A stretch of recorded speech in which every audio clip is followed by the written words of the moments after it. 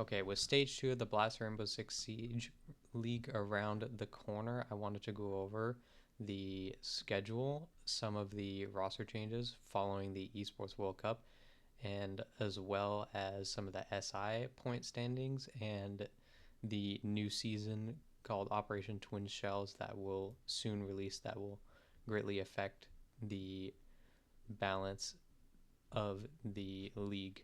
So, to start, I just wanted to go over the schedule quickly. These are all the start dates for all the regions. Today, for the most part, for roster changes wise, we're only covering North America, Brazil, and Europe, because those are pretty much all the major ones. So for the SI point standings, these are your top 16 teams right now. The teams in the top 8 especially are very likely to go to SI 2025 because they have already accumulated so many points. Um, Most of these teams here on this list will already probably be going to SI 2025 because if as long as they don't do too poorly in stage 2, um, because every team that's in a tier 1 in their region automatically gets 65 SI points just for being in the league, for even if they get dead last. So even if a team like Beast Coast goes dead last for some reason in the NAL, they will still get 65 points, and that puts them over 500 points, which will probably auto qual them for SI anyways. So these are your current SI standing points, and yeah. So just quickly for the Oceania League, this is the one other region I include in here quickly for roster changes, just because I felt it would be. This one was important.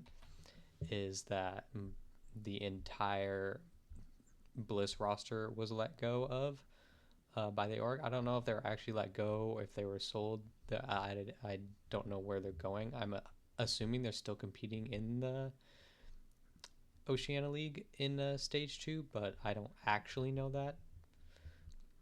But yes, but Bliss does not have a team anymore, and I don't think Bliss picked up a new roster. So it's not over Brazil League. It's not very exciting. Most of their changes were made prior to the Esports World Cup, um, which I have a video on.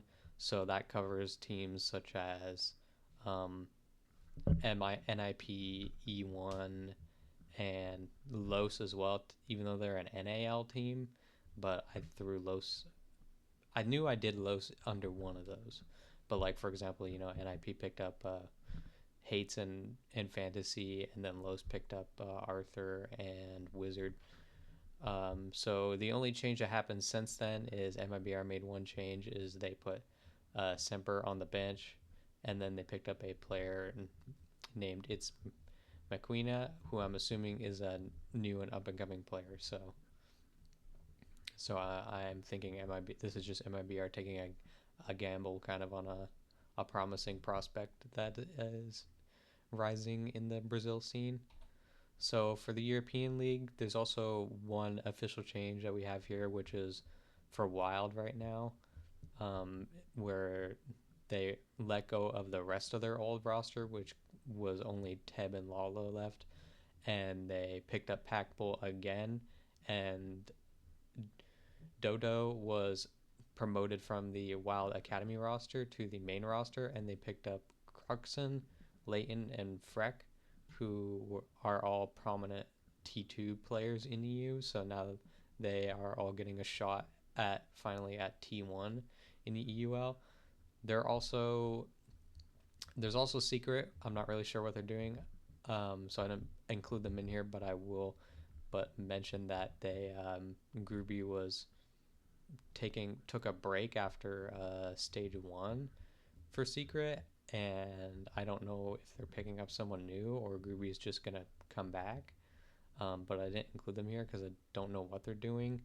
And there is one other change for one other roster, but I know nothing about it really, if it's a real thing or not. So I'm not even gonna mention it. But there is one other EUL team that may make a change, but I didn't want to wait any longer to put out a video to see if it would actually happen or not. So we're just gonna, if it happens, it happens. If it doesn't, then oh, whatever. So for the NAL, this is where we had majority of the changes. First with Wildcard, where they let go of Vert and Rampy, and they picked up Spiff and Bay. Um, from what I know specifically, the Rampy drop was an org decision, as they kind of pressured the team to make a change. I'm not sure about the Spiff one, but the Spiff Vert change, but I know from what I heard that the players did not want to get rid of Rampy, and I don't think Rampy is really by any means a bad player. He definitely was not playing to his standard that he holds him to himself, but he's definitely not a bad player by any means. But I can understand like the org pressure to for them to make the change, because Rampy was definitely statistically underperforming on the team. So they made the two changes. They picked up Spiff and Bay in place of Vert and Rampy. And in the wildcard restart, wildcard definitely looked like a different team. They looked like they were moving with much faster pace than they were in stage one. So they definitely could be a interesting team to watch because of the very different play style that they were playing with, at least in wildcards restart. I don't know if it was just something they were just trying out and maybe they won't do. But if they continue with that, I definitely think they'll be a more uh, fun team to watch. So now we go to M80. This is definitely the change one of the changes. This was what I thought would be like the biggest. Uh, I did not see this coming change until another change recently was announced. But yes, the M80 either Noodle. I don't know if Noodle left or was dropped, but Noodle is gone, and they picked up Hyper, and Hyper was of course a staple player with Dark Zero when they won the Charlotte Major back in 2022. But pretty much after that, after the major, I think like a stage later, Hyper left the scene for quite a long time, and I honestly thought he would never come back. But here we are. He is back with M80. He got the M80 bag, so it's nice to see returning players as well getting another chance. So yeah. So now for Cloud9 Beast Coast, no player changes, but of course Fett we already knew would go to pursue his PhD program and leave the team after the Manchester Major. And since they didn't qualify for Esports World Cup, the Manchester Major ended up being Fett's last event with Cloud9 Beast Coast. And they also let go of Froshi. I just to make a. I think they just want to reset their staff entirely. I don't think they want to leave like they want to. They don't want to like get rid of the head coach, but not get rid of, but then leave his assistant staff. I don't know if they believe it will cause conflicts or something if they get a new head coach, but keep the same analyst staff or assistant coach. Um, so I think they're just doing a full refresh. Um, I believe I know who their new coach is going to be. I don't know if they're getting a new analyst or not, but since it's not official or anything, I'm not gonna like say who it is or who I think it is at least.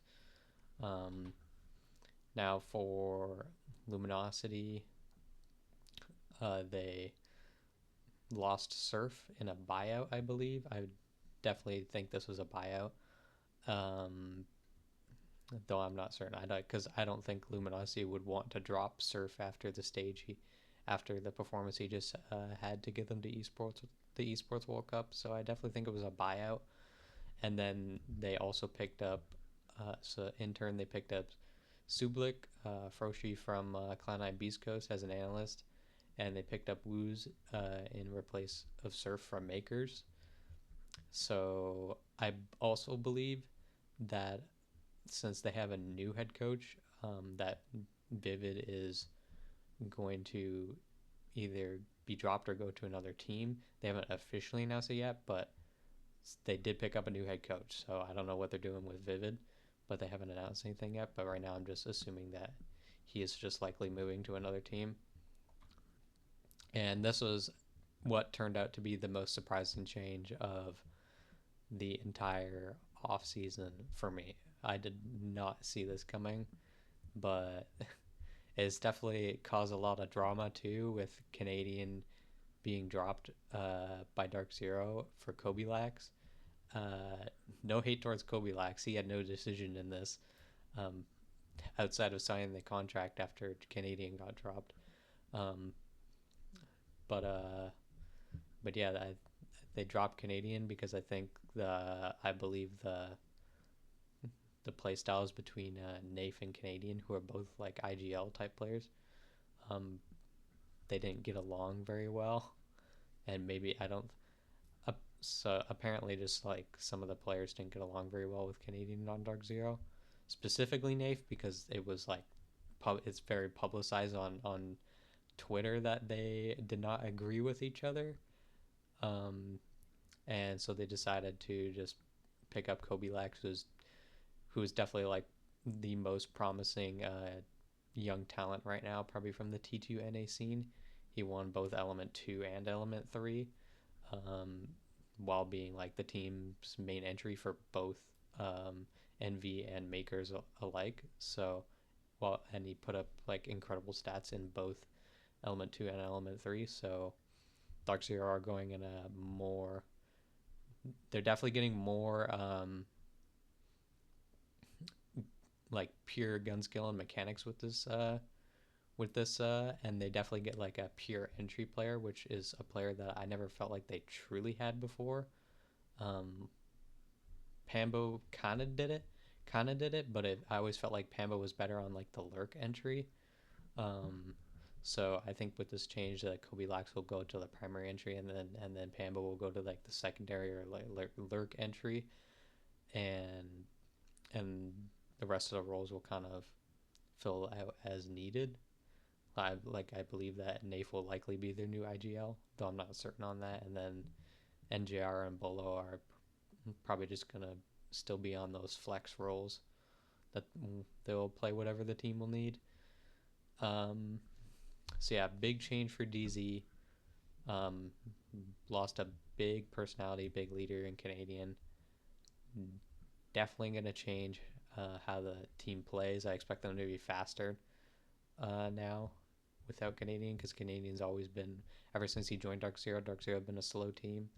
So yeah, I got a lot to say about Dark Zero, because I mean it's a big change, and I'll probably have a lot to say about the next team too, because they're making an equally as big change, because they're picking up Canadian, and also changing two players out as well as their head coach. So after a lot of struggles this year from Sonics, not qualifying to the Manchester Major, and not qualifying to the Esports World Cup, being gate kept by SSG both times in the qualifiers for both tournaments. So they've gotten close, but not quite there. So they decided to make more changes, and they released Adam and Merc, as well as Goddess stepped down from her duties as head coach, and now Super is coming back as the Sonics head coach. So back to the siege side of things. I mean, he still did siege things, but he also did other things as a GM. I'm not sure if he'll still be a GM and a head coach. I think that'd be kind of weird to do both, but I don't know. I'm not super. So maybe he'll do both, but for now, what I know is Super is going to be the head coach of Sonics for the remainder of the year, as he stated himself. And they're picking up Canadian and Surf. So I definitely like these changes a lot for Sonics. I think Canadian's going to bring a lot of structure and leadership to this team that I, not that they were lacking it, but because because they had Merc before, who has IGL experience in that. But like Canadian, I definitely think like Canadian is really going to help put this team together. and I really like the pickup of Surf as well, uh, as he was putting on a show for Luminosity um, in their Esports World Cup run, as I stated earlier. So Sonics are definitely looking to make a run for the Montreal Major and SI as well after a disappointing first half of the year. So I'm excited. This is the team I'm most excited to watch, and I am very much anticipating the Sonics DZ NAL Playday match. Um, so that'll be a banger. So yeah, I believe this is the end of the known changes. Yes, it is. Okay. So the last thing I want to go over was the new season and the balancing changes and how it's going to also affect the the the league going into stage 2. So with the new operation, of course, we're getting the new defender Scopos, who has the 2 robots. You play as one, the other one acts as a deployable shield slash bulletproof camera, as well as this operator gets a new weapon. I really like the new weapon. The recoil seems pretty easy on it, and it does a good amount of damage, and it's pretty fun to use. And I also think like being able to swap between these 2 defenders pretty seamlessly too. It's pretty fast. The only thing is like, of course, you can only swap if you can deploy your shield, so you need quite a bit of floor space um, to be able to put down the shield. But the swapping is pretty fast, and also this operator doesn't seem like it'll be, at least in my opinion, first impressions. It doesn't seem like it'll be. It'll be. It seems like it'll be good, which I like. I like when I don't like it when they release an operator into the game and it's just like totally useless. I definitely can see uses for this operator, um, and this operator has a lot of unique functionalities because it's robots. For example, that it is immune to like smoke's toxic gas and Fenrir's gas because it's a robot, and it can't be stimmed because it's a robot. Um, and it can also be affected by like Dokkaebi or Brava because it's a robot, and it also has like a bunch of counters like EMPs, and just any explosive pretty much will counter the the the one in the shell. So I definitely think the new operator will have a a place in the meta. Um, I definitely think it will be like a situational operator though, not a like run every round operator if it's available. But yeah, I definitely am excited to see how Scopos will play in the upcoming stages. And also, one other thing that I forgot to add initially is the um, swapping out of Oregon for Layer in the map pool. So Oregon will no longer be in the competitive map pool, and Layer will be put in for it. So it'll be interesting to see all the new strategies that the players will develop on Layer on how to attack and defend it. Because I've been playing it a lot in ranked, and I've definitely been working on some like just like ranked strats for Layer, and I have some pretty good ones. My favorite one is putting a Mira on like the top floor in outside security, kind of by the single window near bathroom. You put it on the wall facing into security, and then you open the wall facing into the site, and you can see all the way from that single window to the mask wall, the wall with all the Deimos masks on it, which is like the default plant spot, at least in ranked. Um, so it's a pretty cool mirror. It can, because it sees like 30 to 40 meters of distance when you set it up properly. So I definitely think Layer will be fun. I don't know when we'll see it because usually when a new map gets added to the competitive map pool, it usually takes a little bit until we see like proper strats on it. Because we've only seen it one time, and it was in wildcard restart, and it didn't really seem like SSG or Fluffy Aimers really knew what to do on there. They just ran the basic stuff, ran their basic clears on how they clear every other map, and you can always apply the basics to any map in Siege, and usually whatever team when you have when neither team knows a map very well, it's basically whoever is good at the basics is gonna win. So whoever's better at that. So yeah. So now for the I want to go over the balancing too, because these are all balance changes that I definitely think will affect the league in multiple ways. One, just because like the operators being affected, but also because of the fact that these balance changes will happen midway through the stage for most of the leagues, as the new season I believe releases September 10th. And as I showed in the schedule earlier, most of the leagues start before September 10th. So it'll definitely be weird for the players having to adjust to the changes that are going to happen to the operators and the introduction of a whole new operator halfway through the stage, which I don't particularly agree with. They should definitely release the update before, but I doubt that's going to happen because they have the date set in stone now as September 10th. So yeah, so for the changes, it is going to be starting with Dokkaebi. Dokkaebi is getting a nerf finally, though I don't think it's crazy enough yet to like kill Dokkaebi or anything. I highly doubt this is going to kill Dokkaebi in the meta. I definitely think she'll still be a strong operator.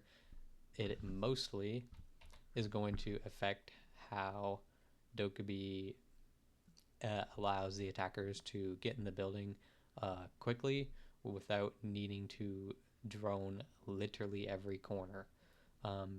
Because when she starts with 2 calls that she can use whenever she wants, you can drone minimally and just get your attackers in. But now having to wait 45 seconds for that first logic bomb and almost 2 minutes for the second, you're gonna have to be more patient as an attacker, and be more aware with your drones and do better droning if you rely heavily on the Dokkaebi to get you intel. So it's definitely going to it is definitely a nerf, but I don't think it's like I said, it's not going to be a nerf that's going to kill Dokkaebi.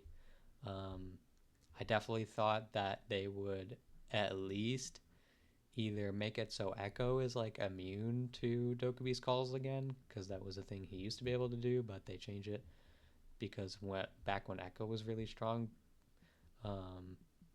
But now I definitely think they should change it back, because it's like well, it's not Echo's not weak anymore, because of they've definitely given him some things back, like the ACOG and the shield, and his drones are definitely not bad by any means, and they can gather a lot of intel. But I definitely think making it so Echo isn't back immune to Dokkaebi's calls would definitely be nice. Another thing that I thought they would change was straight up that they would get rid of the how Dokkaebi can take the dead defenders off cams and they can do nothing about it. That has always been annoying to me ever since they've done that. I mean, well, it was cool when it first came out, like, because Dokkaebi definitely needed, like, because Dokkaebi was really bad at one point, and she needed the help. But now it's like, okay, Dokkaebi's been very strong for a long time now, and we definitely need like a change. So Dokkaebi at least isn't. I don't like it when they kill operators, but then I want to change to like, so it's like, Dokkaebi is like an operator that you like. If you want to go fast, you can bring Dokkaebi, but you don't need Dokkaebi for every map, because right now if Dokkaebi's unbanned, it's basically like you run Dokkaebi every round. And I do think should be operators like that, but I feel like an operator like Dogobi should not be that operator, um, because of how strong her gadget is. Um, so yeah. Now for Solus, Solus has definitely been like has taken the biggest nerf in recent history. She got absolutely obliterated um, in Operation New Blood with the nerf they gave her. Um, they didn't make her useless, but they made her pretty bad. Um, they they nerfed pretty much everything, including taking away the impacts. This change is they also classify it. I'm classifying this one as more of a rework than a nerf because in my opinion, this is definitely going to help Solus, um, because she now has this overclock ability, which will now when you're overclocked, it will show you what you're looking at. So now with this change, it will make it so when using your Solus scanner normally, it will show you where electronics are, but it won't tell you what those electronics are. Now you have to overclock to to you have to overclock to tell you what those gadgets are. But the unique thing about the overclock is when you overclock, it refreshes your bar. You also don't have to be at a full charge now to use her ability again. So back like how she was. I don't know if it's how she was originally, but you don't need the full bar to activate her ability, which is nice. And also she can she can Z ping gadgets directly with her scanner, which is actually really nice. And um, and they made it so when attackers are on their drones or like cameras and they're being observed by a Solus, it will tell the attackers that there's a Solus observing them. But for example, if like a Blitz is being scanned by Solus, it will not tell the Blitz that he's being scanned by Solus because he's not like on an observation tool. So I definitely think it's a change in the right direction. I definitely expect Solus to be used a little more again. I definitely think the impact should still come back because it was just so much fun for her like playmaking ability. Um, because I still think her playmaking ability is still pretty weak. Um, but they definitely made her intel gathering back up better again. And definitely keep the no seeing drones and prep phrase. Keep that never change that. That was a good change. That was the main nerf I agreed with when they nerfed her. So and then some smaller changes to the proximity alarm, which isn't going to affect Pro League because there's no points on in Pro League anyways. And then the claymores explode faster. They If you hit the lasers, you just blow up now instead of like there being a second. You can still shoot them if you hit them before your legs touch them when like jumping out a window, but if you miss, you're just dead automatically. You don't even get a chance to touch the ground and shoot the claymore. Um, and the last change, which wasn't here when I was on their website, but they're or two changes. They're supposed to be changing the recoil of the FMG9, which is Nook's gun. Um, but on the test server, it didn't really feel like it. They changed it, so I don't know. But they said they were going to change it in the season reveal video, and also changing Ash's mag size to 25 from 30. So slight nerf to the R4C. Kind of just annoying. Just makes the op less fun, really. Um, Pretty much anytime they they nerf like mag size or recoil, or it just makes the op less fun. I don't really think it's gonna do much, but yeah, it is what it is. And I forgot when I talked about Nook's FMG9, I forgot to mention Nook's main change in general earlier. I was very focused on the Solus change. So for the Nook change is also one I'm actually really excited for because Nook's definitely been pretty dead in the meta for a while now. It doesn't really see too much use. Very niche operator right now. But I definitely think this change will definitely make her better and see her played more, especially because of in Pro League how often the players rely on like intel from like Valcams or Echo drones or bulletproof cameras or well any camera in general um, to make plays off of. So we're just gathering intel in general, and I definitely think like this new change in Nook where her ability only depletes um, when she's like making actions um, is very interesting. So like when she shoots and like sprints and whatnot, it'll deplete her meter, but she can walk normally, like just walk, and the meter won't go down, which is really cool, I think. Um, so so it allows for like it literally in theory. My thoughts with this initially would be if you really wanted to, you could. The best example I could come up with this was like when you're attacking bank, lobby is a very important area to have control over, pretty much in any attack. Um, and you can send a Nook in through lobby to just sit in a corner while leaving the default cam up, because the way this change sounds is as long as you sit still and don't do anything with Nook, I mean, even walk around, because I know walking around you're fine too.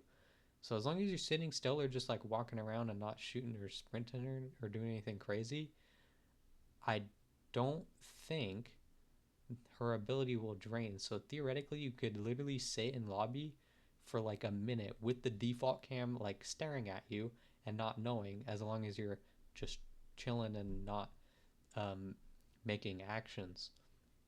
So I definitely think we're probably going to see a rise in uses of a utility like beep beepers and barbed wire and Melusi specifically, and just traps in general to counter Nook, because I definitely think Nook will see more play with this change.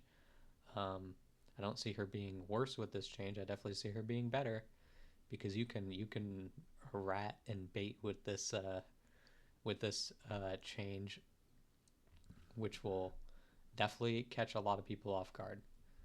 So yeah, I think that's all I wanted to go over.